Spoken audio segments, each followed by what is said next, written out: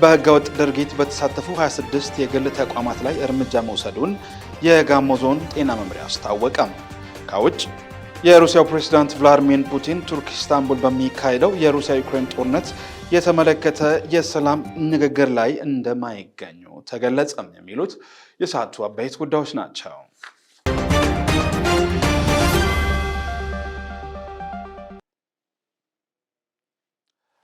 ሰላም ጤና ይስጥልን የተወደዳችሁ ተመልካቾቻችን፣ ከጋሞ ቴሌቪዥን ወደ እናንተ የሚደርሰው የሰዓቱ ዜና 42 ቀደም ሲል ባስተዋወቅኳችሁ አበይት ጉዳዮች እነሆ ተጀምሯል።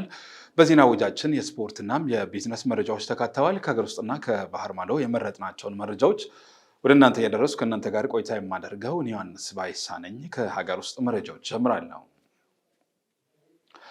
ሴቶች በኢኮኖሚ በፖለቲካና ማህበራዊ ጉዳዮች ተሳታፊና ተጠቃሚ እንዲሆኑ የልማት ህብረት አደረጃጀቶችን ማጠናከር እንደሚገባ የጋሞ ዞን ዋና አስተዳዳሪ ዶክተር ደምስ አድማሱ ገለጹ።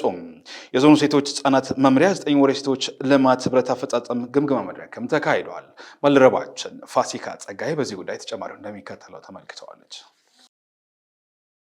የጋሞ ዞን ዋና አስተዳዳሪ ዶክተር ደምስ አድማሱ ሴቶች በኢኮኖሚ በፖለቲካና ማህበራዊ ጉዳዮች ላይ ተሳታፊና ተጠቃሚ እንዲሆኑ ለልማት ህብረት ግንዛቤ መፍጠር ስራ ትኩረት ሊሰጠው እንደሚገባ በወቅቱ ገልጸዋል። በኢኮኖሚ የበለጸጉ ሴቶችን ለማፍራት የሴቶች የልማት ህብረት አደረጃጀትን ማጠናከር አስፈላጊ ነው ያሉት ዋና አስተዳዳሪው ሴቶችን ከተለያዩ ልማት ስራዎች ጋር ማስተሳሰር ከባለድርሻ አካላት የሚጠበቅ መሆኑን አመላክተዋል። ሴቶች በሚሳተፉበት ስኬት አለ፣ በጣም ውጤታማ ይሆናል። በየመዋቅሩ ወደታችም ከቀበሌ ጀምሮ የፖለቲካ ተሳትፏቸውም ከፍ ማለት አለበት። ቁጥራቸው ውሳኔ ሰጭነት ላይ ከፍ ማለት አለበት። ኢኮኖሚካሊ ቁጥራቸው ከፍ ማለት የስራ ዕድል ከመፍጠርም አንጻር አሁን ማፍራት አለብን የሚለው ላይ ነው የሚመጣውና ሴክተሮችን የራሳቸውን አስተዋጽኦ ማድረግ አለባቸው። የጋሞ ዞን ሴቶች ህጻናት መምሪያ ኃላፊ ወይዘሮ ህሩት ማሞ ሴቶች ተደራጅተው ከሰሩ በልማት በኢኮኖሚው በጤናው በትምህርትና ሌሎች ችግሮችን በመቅረፍ ውጤት ማስመዝገብ ይችላሉ ይላሉ። ሴቶች የሚደራጁት 1 ለ10 እዛ ኩታ ገጠም ያሉ አቅራቢያ ያሉ ጎረቤት የሆኑ ሴቶች ናቸው። ጎረቤት የሆኑ እናቶች ናቸው። የጋራ እቅድ አላቸው። ውይይት ጊዜ አላቸው። በ15 ቀን አንዴ እነዚህ የሴቶች ልማት ህብረት ይወያያሉ። የሚወያዩት የሚመክሩት በግብርናው፣ በጤናው፣ ቅድመ ወሊድ ጋር ተያይዞ ከድህረ ወሊድ ጋር ተያይዞ ከህፃናት ክትባት ጋር ተያይዞ ይወያያሉ። እነሱ የጀመሩት ጅማሬ እንዳለ ሆኖ በቁስም ቅድም ባነሳውት ልክ በተለያዩ በእውቀትም ወርደን ድጋፍ እያደረግን ለማጠናከር የጀማመርናቸው ተግባራት አሉ። ከክልሉ ጋር በመቀናጀት ሞዴል ሴቶችን ለማብዛት ትኩረት ተሰጥቶ እየተሰራ እንደሚገኝም ወይዘሮ ህሩት አመላክተዋል። በተለይ ደግሞ የሞዴል ሴቶች ልማት ህብረትን እንፈጥራለን ብለን ከክልል ጋር በመቀናጀት 3 መዋቅሮችን ከታይሳስ ወር ጀምሮ እስከ 7ኛ ወር ድረስ ሞዴል የሴቶች ልማት ህብረትን ለመፍጠር በ3 መዋቅሮች ላይ በወረዳ ቁጫ ወረዳና አርባ ምንጭ ዙሪያ ወረዳ ላይ ጥሩ ተግባራት የተሰሩት አሉ።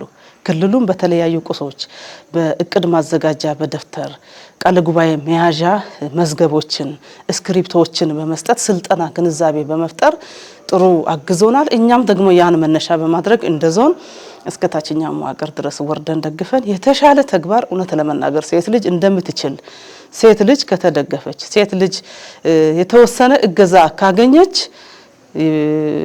የትኛውንም ተግባር ለመስራት ወደ ኋላ እንደማትል ያየንበት ሂደት ነው።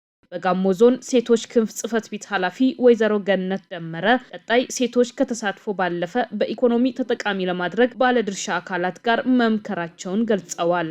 እንደ ዞናችን ስናይ በጣም ከፍተኛ ቁጥር የያዙ ሴቶች ናቸው።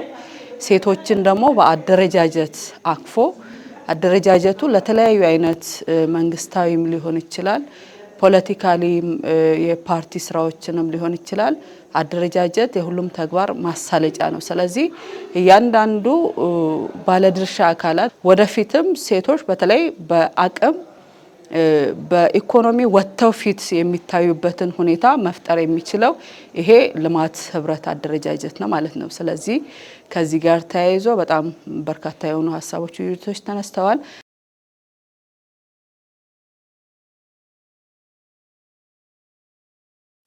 በዞኑ በህገወጥ ድርጊት በተሳተፉ 26 የግል ተቋማት ላይ እርምጃ መውሰዱን የጋሞ ዞን ጤና መምሪያ አስታወቀም። ባልደረባችን ሲሳይ ማሙ ተጨማሪ አለው። የመምሪያው ኃላፊ አቶ ሰይፉ ወናቃ ለጋሞ ቴሌቪዥን እንዳሉት መምሪያው በመንግስትና የግል ጤና ተቋማት አገልግሎት አሰጣጥ ላይ ቁጥጥር፣ ክትትልና እንዲሁም ድጋፍ አድርጓል። በተለይም በግል ጤና ተቋማት ላይ እርምጃ ከመወሰዱ አስቀድሞ ህጋዊ አሰራር እንዲከተሉ የግንዛቤ ማስጨበጫ ስራ መከናወኑን ኃላፊው ጠቅሰዋል። በዚህ ዓመትም በዞኑ በህገወጥ ድርጊት የተሳተፉ 26 የግል ጤና ተቋማት ላይ እርምጃ መወሰዱን ኃላፊው አስረድተዋል። የጤና ተቋማቱ ከፈጸሟቸው ህገወጥ ድርጊቶች መካከል ያልተፈቀደላቸውን መድኃኒቶችና የህክምና መሳሪያዎችን ሲሸጡና ሲጠቀሙ መገኘታቸውና ሌሎችም ዋነኞቹ መሆናቸውን ነው አቶ ሰይፉ ያስታወቁት። በመንግስት ተቋማት ላይ መገኘት ያለባቸውን በአላስፈላጊ በሆነ መንገድ በህገወጥ መንገድ የሚያስተናግዱ የሚሰሩ ግል ጤና ተቋማት አሉ። በእነኚህ ላይ እንደ ዞን 26 በላይ ተቋማት እርምጃ ወስደናል። አስተማሪ እርምጃ ማለት ነው። ይህ ሲባል ተቋማትን ከማሸግ ይጀምራል እንዲማሩ ማለት ነው። የ3 ወር ከ6 ወር እስከ 1 ዓመት በእነዚህ ተቋማት ላይ ማለት ነው። ብቻም ሳይሆን የማሸግ አልፈን የመሰረዝ 3 ተቋማት ላይ የመሰረዝ ፍቃድ የመንጠቅ ምክንያቱም የመጀመሪያ ዙር የማስተማር ማስጠንቀቂያ የመስጠት ማይማሩ ቀጣይ ለማስተካከል ፍቃደኛ ያልሆኑ ከዚህ ሌላም በህብረተሰቡ ጤና ላይ ጉዳት ሊያስከትሉ የነበሩ ጊዜያቸው ያለፈባቸው በርካታ መድኃኒቶች መወገዳቸውን ኃላፊው ጠቁመዋል። በርበሬ፣ ቅቤ፣ ስኳርና ሌሎች የምግብ አይነቶች ከባዕድ ነገሮች ጋር የተቀላቀሉባቸው ሸቀጦች ከየወረዳው ተሰብስበው መወገዳቸውን አስረድተዋል። የጸጥታ አስከባሪ አካላትን ጨምሮ ከሚመለከታቸው አካላት በመቀናጀት ከተወገዱት መካከል ህገወጥ መድኃኒት፣ ምግብና ሌሎችም እንደሚገኙበት አስረድተዋል። አጠቃላይ ግምታቸው ደግሞ 20 ሚሊዮን ብር እንደሚጠጋ ነው አቶ ሰይፉ ያመለከቱት። መድኃኒት፣ ህክምና መሳሪያ ለሰው ጤና ጠንቅ የሚሆኑ መድኃኒት ነክ ምግብ ነክ ምርቶችን የማስወገድ ስራም ሰርተናል። በገንዘብ ስትመን ከ20 ሚሊዮን በላይ ማለት ነው።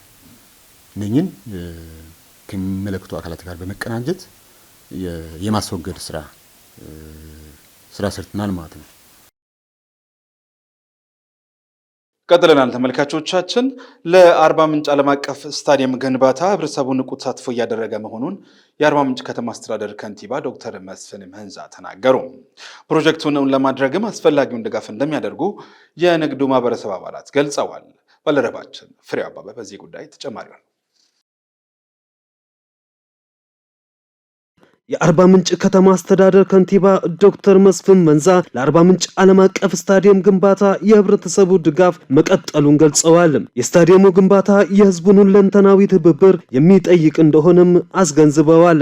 የአርባ ምንጭ ኢንተርናሽናል ስታዲየም በህዝብ የሚገነባ በአይነቱ ለየት ያለ ህዝቡ የልማት ጥማት ያለበት ህዝብ እንደመሆኑ መጠን ለመገንባት በራሱ ቁርጠኝነት ተነሳሽነት የጀመረው ትልቅ ፕሮጀክት ነው።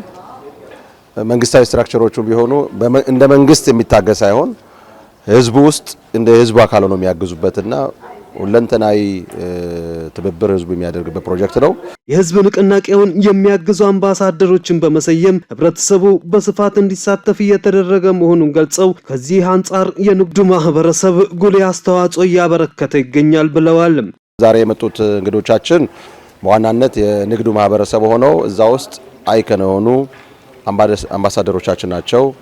እንግዲህ ይሄን ስታዲየም ግንባታ ለመግፋት አምባሳደሮችን በየዘርፉ ብንሰይም ብለን አንድ ቲም ያዋቀር ነው። አምባሳደር ቲም አለ። በዞኑና በከተማው የሚመራ አብይ ኮሚቴ አለ። በዛ አብይ ኮሚቴ ስር ውስጥ ንዑሳን ኮሚቴዎች አሉ።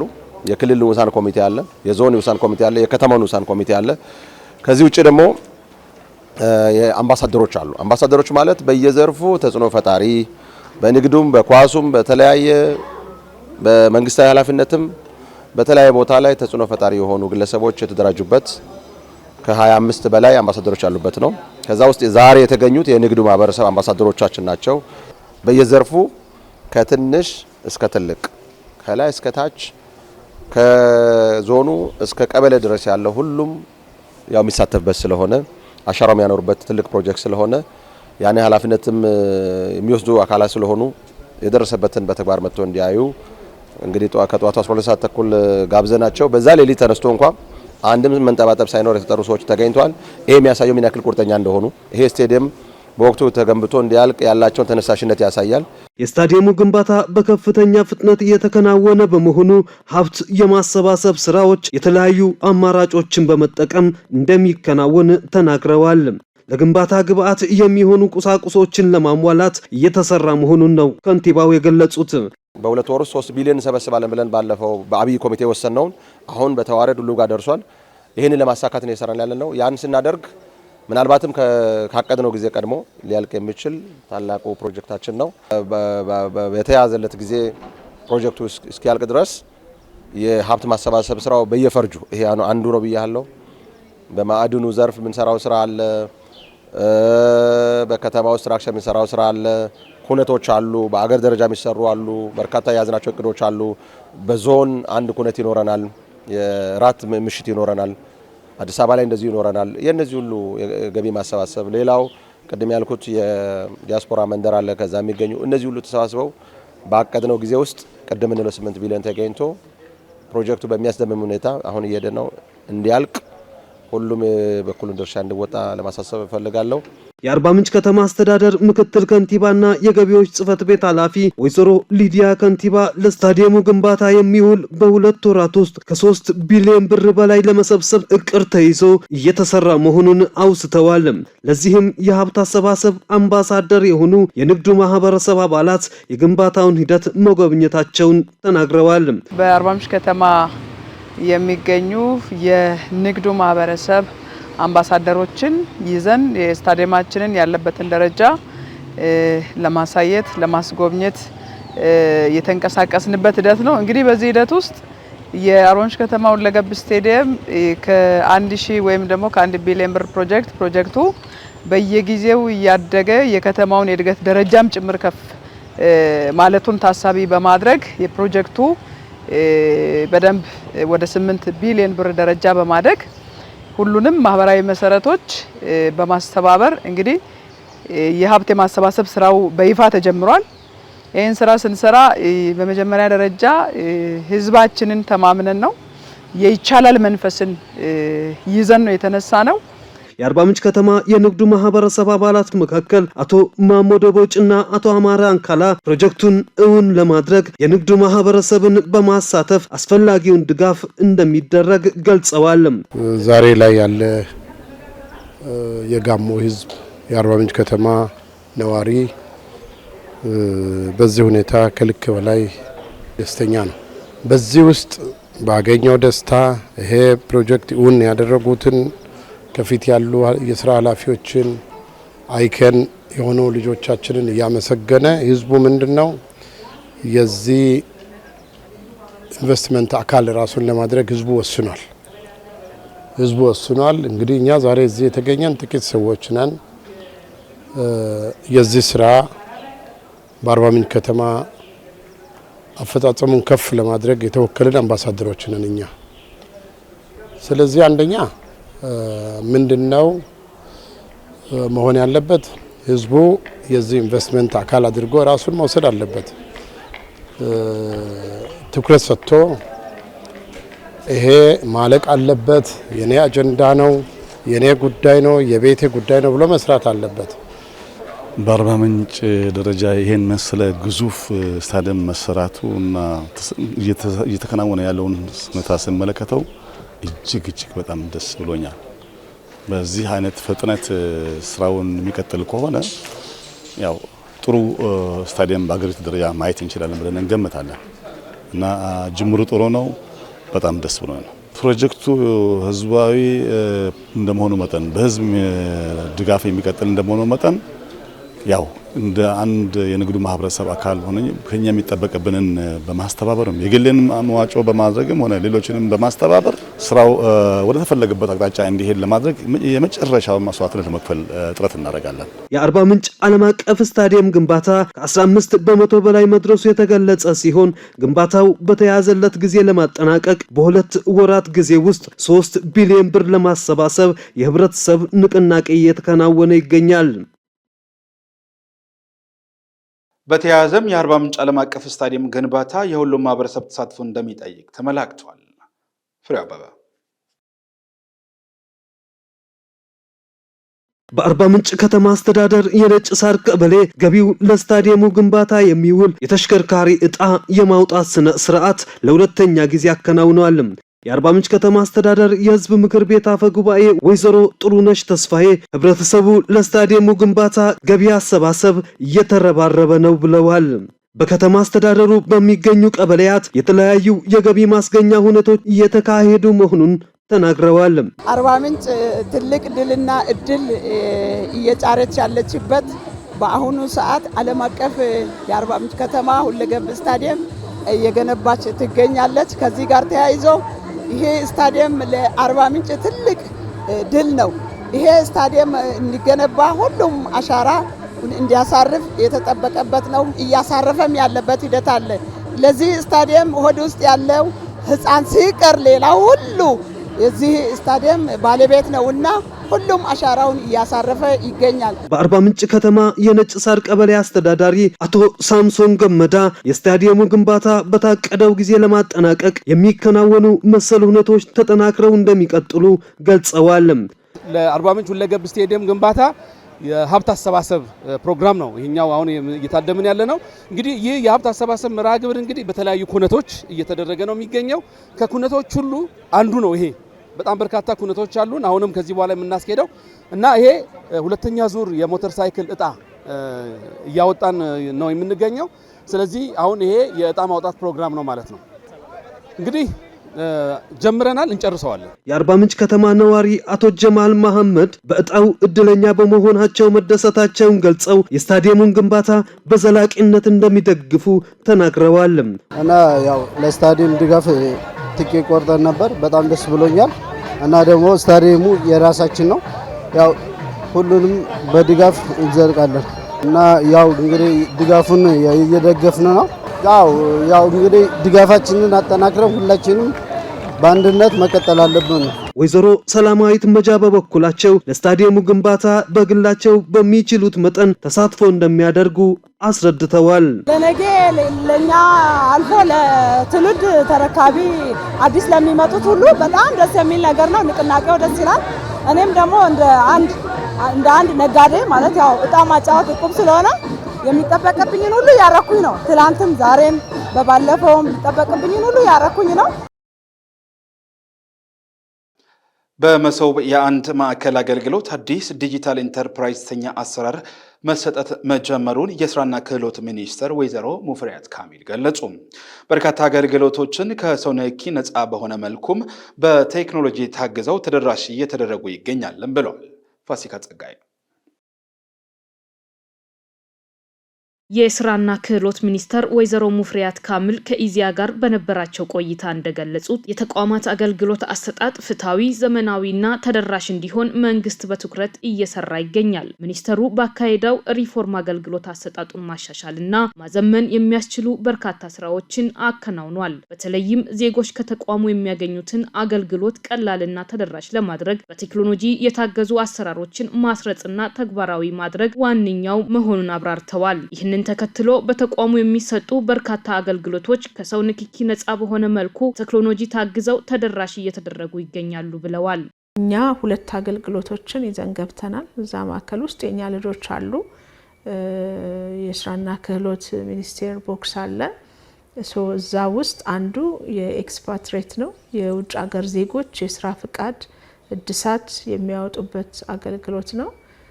ሌላኛው የዲጂታል ኢንተርፕራይዝ አገልግሎት ነው። ዲጂታል ኢንተርፕራይዝ አዲስ አይነት እሳቤ አዲስ አይነት አሰራር ነው። በአዲስ አውድ ውስጥ ተግባራዊ መደረግ የጀመረ ነው።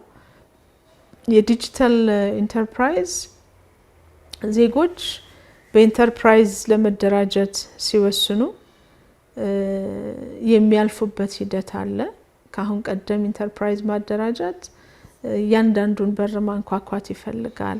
የዲጂታል ኢንተርፕራይዝ ኮንሰፕታችን መሶብ ውስጥ ቅድሚያ አግኝቶ እንዲገባ ስንፈልግ ዜጎች እነዚህን አገልግሎቶች አንድ ቦታ ያገኛሉ።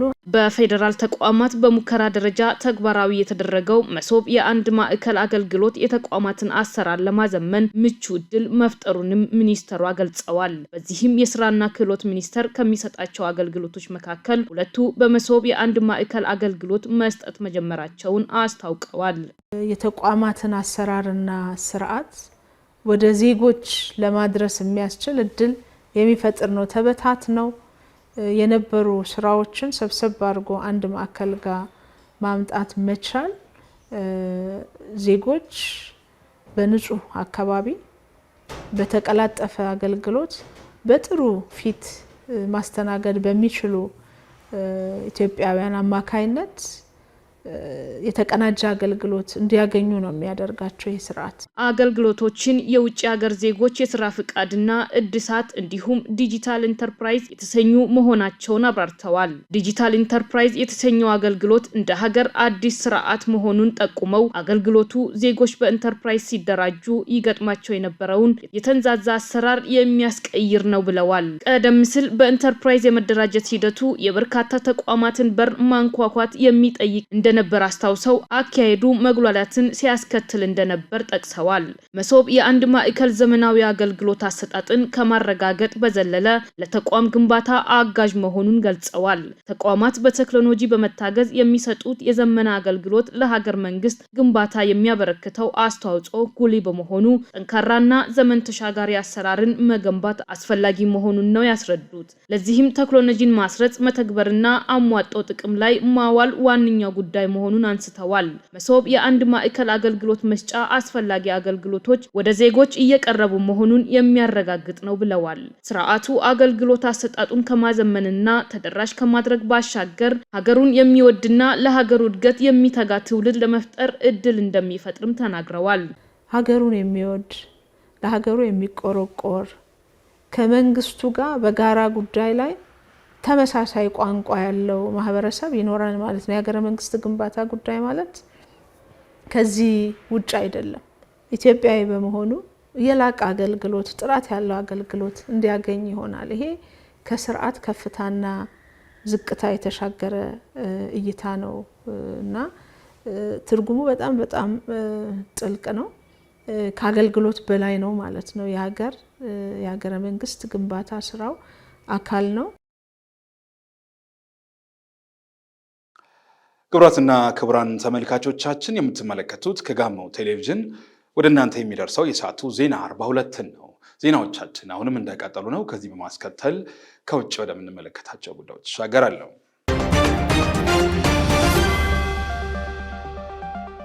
የሩሲያው ፕሬዝዳንት ቭላድሚር ፑቲን ኢስታንቡል ውስጥ በሚካሄደው የሩሲያ ዩክሬን ጦርነት የተመለከተ የሰላም ንግግር ላይ እንደማይገኙ ተገለጸ። የአምላክነሽ ተረፈ የዩክሬኑ ፕሬዝዳንት ቮሎዲሚር ዜሌንስኪ በንግግሩ ላይ መሪዎች እንዲገኙ ጥያቄ ቢያቀርቡም ከፕሬዝዳንት ፑቲን ጽህፈት ቤት የወጣው መግለጫ የሩሲያ ልዑክ የሚመራው በፑቲን ረዳት ቮሎዲሚር ሜዲንስኪ መሆኑ ተመላክቷል። ቀደም ሲል ቮሎዲሚር ፑቲን በሰላም ንግግሩ ላይ የሚሳተፉ ከሆነ ዜሌንስኪ ራሳቸው እንደሚሳተፉና ከፑቲን ጋር ለሚደረግ የፊት ለፊት ንግግር ዝግጁ መሆናቸውን አስታውቀው ነበር። ፕሬዝዳንት ፑቲን ኢስታንቡል የሚገኙ ከሆነ የአሜሪካው ፕሬዝዳንት ሊገኙ እንደሚችሉ ፍንጭ ተሰጥቶ የነበረ ቢሆንም አሁን ግን ትራምፕ በንግግሩ ላይ እንደማይሳተፉ ተገልጿል። ፑቲን በንግግሩ ላይ የሚሳተፉ ከሆነ ዜሌንስኪም በቀጥታ እንደሚሳተፉ ገልጸዋል። ፑቲንና ዜሌንስኪ ከታህሳስ 2019 ወዲህ በአካል ተገናኝተው አያውቁም። ሩሲያና ዩክሬን የመጨረሻውን ቀጥተኛ ድርድር ያደረጉት ሞስኮ መጠነ ሰፊ ጥቃት በዩክሬን ላይ ከከፈተች ከአጭር ጊዜ በኋላ ቱርክ ውስጥ ነበር። 2 ዓመት ባለፈው የሩሲያና የዩክሬን ጦርነት ሩሲያ በምስራቃዊ ዩክሬን ያሉ ግዛቶችን ቀስ በቀስ በማስፋፋት ተቆጣጥራለች።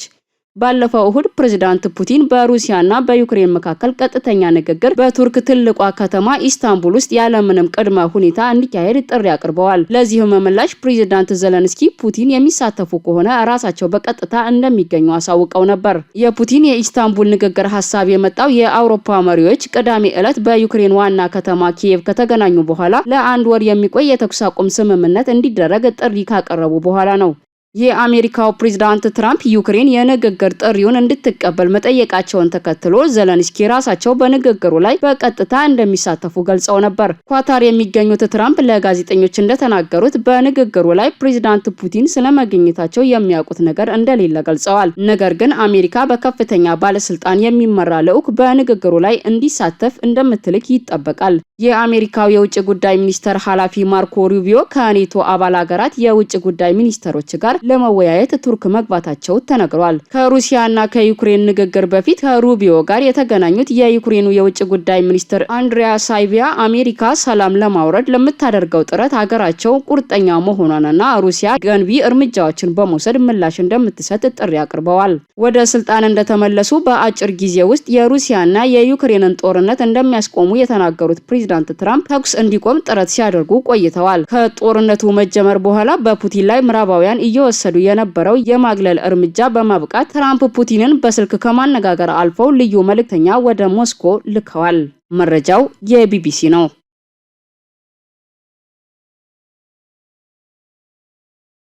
የተባበሩት መንግስታት ድርጅት እስራኤል ወደ ጋዛ ምግብ እንዳይገባ ማገድን እንደ ጦር መሳሪያ እየተጠቀመች ነው ሲሉም ወቀሳ አቀረቡ። ባልደረባችን ይመኙሻል ዮሴፍ በዚህ ጉዳይ ተጨማሪው እንደሚከተለው ታቀርበዋለች። እስራኤል ዓለም አቀፍ ጋዜጠኞች ወደ ጋዛ እንዲገቡ አትፈቅድም። ከ200 በላይ ጋዜጠኞችም በስራ ላይ ሳሉ ተገድለዋል። በጋዛ ያለውን ሁኔታ ለመዘገብ ህይወታቸውን ለአደጋ ካጋለጡ ጋዜጠኞች በተጨማሪ ዓለም አቀፉ የሰብአዊ እርዳታ ድርጅቶችም መረጃውን እያወጡ ነው። የዓለም አቀፉ ቀይ መስቀል ማህበር ምክትል ዳይሬክተር ፓስካል ሁንዳት እንደሚሉት በጋዛ ያሉ ንጹሃን ሰዎች በተደጋጋሚ ከመፈናቀላቸውና ዘውትር ለጥቃት ከመጋለጣቸው ባሻገር ሰብአዊ እርዳታ በመስተጓጎሉ እየተፈተኑ ነው። በፍጹም ከዚህ በላይ ሁኔታው እንዲባባስ መፍቀድ የለብንም ይላሉ። የተኩስ አቁም ስምምነቱ ተጥሶ እስራኤል በጋዛ ላይ የምታደርገውን ወረራ ቀጥላለች። ወደ ጋዛ የሚወስዱ መንገዶች በእስራኤል ተዘግተዋል። ምግብና መድኃኒትን ጨምሮ የሰብአዊ እርዳታም ተቋርጧል። ሁለተኛው ዙር የተኩስ አቁም ስምምነት የሚተገበርበት እድል በጦርነቱ ዳግመኛ መጀመር ምክንያት ጠባብ ሆኗል። እስራኤል ከጋዛ ሙሉ በሙሉ ከወጣች ሐማስ የተቀሩትን ታጋቾች በአጠቃላይ እንደሚለቅ አስታውቋል። ጠቅላይ ሚኒስትር ቤንያሚን ኔታንያሁና የተቀሩት አክራሪ የእስራኤል ባለስልጣናት ይህንን መቀበል አልፈለጉም። የጋዛ ፊሊስጤማውያን በአይሁዳውያን ሰፋሪዎች እንዲተኩ ነው የሚፈልጉት። አክራሪ ብሔርተኞች የእስራኤል ፖለቲከኞች ኔታንያሁ ወደ ጦርነቱ እንዲመለሱ ይፈልጉ ነበር። ይህንን ካላደረጉ የፖለቲካ ህይወታቸው ጥያቄ ውስጥ ይገባል። አዲስ የተባባሰ ጥቃት ጋዛ ላይ ለመሰንዘር ኔታንያሁ ዝተዋል። ፕሬዝዳንት ዶናልድ ትራምፕ በነዳጅ የበለጸጉ የአረብ ሀገራትን ከጎበኙ በኋላ ጥቃቱ እንደሚባባስ ስጋት አለ። የዘፈቀደ የአየር ጥቃት በማድረስ ፊሊስጤማውያንን መግደልና ማፈናቀል የዚህ እቅድ አካል ናቸው። ድንገተኛ ጥቃቶች ሲፈጸሙ ፊሊስጤማውያን የሚሸሹበት ጊዜ እንኳን አያገኙም። ጋዛ ከጦርነቱ በፊትም ህዝብ ተጨናንቆ የሚኖርበት ነበር። እስራኤል የቻለችውን ያክል ፊሊስጤማውያንን ከጋዛ ወጥተው ወደ ደቡባዊው ራፋ አቅራቢያ እንዲሰደዱ ትፈልጋለች። ራፋ ሙሉ በሙሉ ሊባል በሚችል ደረጃ ወድሟል። የተባበሩት መንግስታት እንደሚለው 90% ጋዛ ለፊሊስጤማውያን መኖሪያ እንዳይሆን ወድሟል። እስራኤል ሐማስ ወደ ጋዛ የሚገባውን ምግብ ይቆጣጠራል፣ ይሰርቃል ትላለች። የተባበሩት መንግስታት ድርጅት ይህንን አስተባብሏል። እስራኤል የግል ድርጅቶች ምግብ እንዲያከፋፍሉ ባቀረበችው ሐሳብ ላይ የመንግስት ድርጅት እንደማይሳተፍ አስታውቋል። የተመድ ፊሊስጤማውያን ስደተኞች ተቋም ዋና ኮሚሽነር ፊሊፔ ላዛርኒ የጋዛ ነዋሪዎች እያዩ ያለውን ስቃይና እንግልት ለመግለጽ ቃል ያጥረኛል። ከ2 ወራት በላይ እርዳታው ተቋርጧል ይላሉ። ራብ እየተስፋፋ ነው። ሰዎች ተዳክመዋል። በቀጣይ ሳምንታት እርዳታ ካልገባ ሰዎች በጥቃት ብቻ ሳይሆን በራብም መሞት ይጀምራሉ። ሰብአዊ እርዳታን የጦር መሳሪያ አድርጎ መጠቀም የሚባለው ይሄ ነው ሲሉ ከቢቢሲ ጋር ባደረጉት ቆይታ ገልጸዋል። የተባበሩት መንግስታት ከሌሎች የተራድኦ ድርጅቶችና መንግስታት ጋር የሚያወጣው ሪፖርት እንደሚያሳየውም ያንዣበበ አደጋ ነው። አጠቃላይ ከ2 ሚሊዮን በላይ የሚሆነው ህዝብ ለራብ ተጋልጧል። ግማሽ ያክሉ ህፃናት ሲሆኑ አሁን ባሉበት ሁኔታ ለአስከፊ የምግብ እጥረት ተጋልጠዋል። በእስራኤል ከበባ ምክንያት ህፃናት እየተራቡ ነው። አይፒሲ እንደሚለው 22% የሚሆኑ የጋዛ ነዋሪዎች ደረጃ 5 በሚባለው አስከፊ የራብ ሁኔታ ውስጥ ናቸው። ዘገባው የቢቢሲ ነው። ተመልካቾቻችን ከጋሞ ቴሌቪዥን ለሰዓቱ ወደ እናንተ ሲደርሱ የነበሩ ዜና 42ን ከማገባደዳችን አስቀድመን አርዕስተ ዜናዎቹን በድጋሚ እናስታውሳቸው። ሴቶች በኢኮኖሚ ፖለቲካ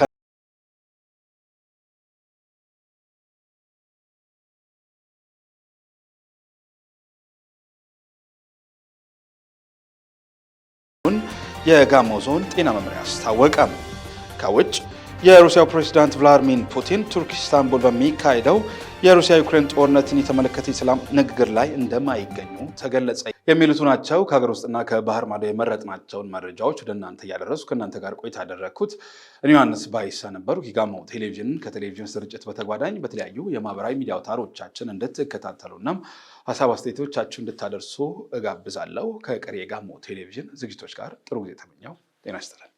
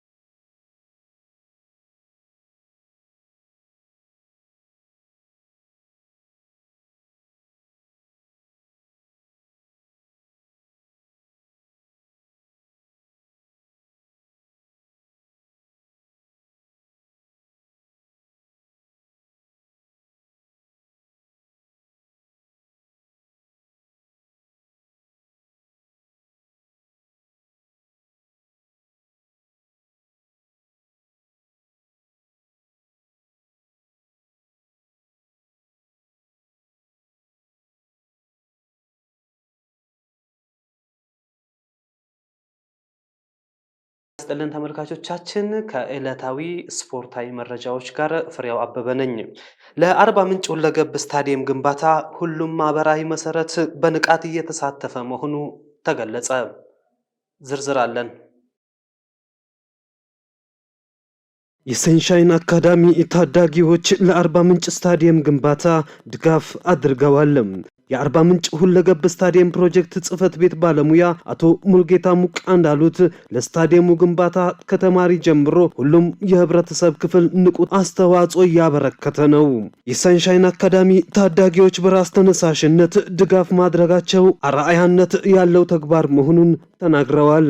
ይሄ የህዝብ ተሳትፎ ያለበት ሁሉንም ህዝብ ያነቃቃበት ፕሮጀክት ከመሆኑ አንፃር ህፃናት ጀምሮ ይሄንን እየደገፉ ያለበት ሁኔታ ነው ያለው። ሰንሻይን አካዳሚ እያንዳንዱ ህፃናት እያንዳንዱ የፕሮጀክቱ ህፃናት የሆኑት ይሄንን ፕሮጀክት እንደግፋለን አሻራችን ለስታዲየማችን በሚል መሪ እየደገፉ ያሉበት ሁኔታ ስላለ ምናልባት ይሄንን ወስደው በጋሞ ዞን ላይ ያሉ የሁሉም አካባቢ የሁሉም ወረዳ ህፃናትም ጭምር ይሄን በማስተባበር ተሳትፎ እንዲያደርጉ ጥሬን ለማስተላለፍ እፈልጋለሁ።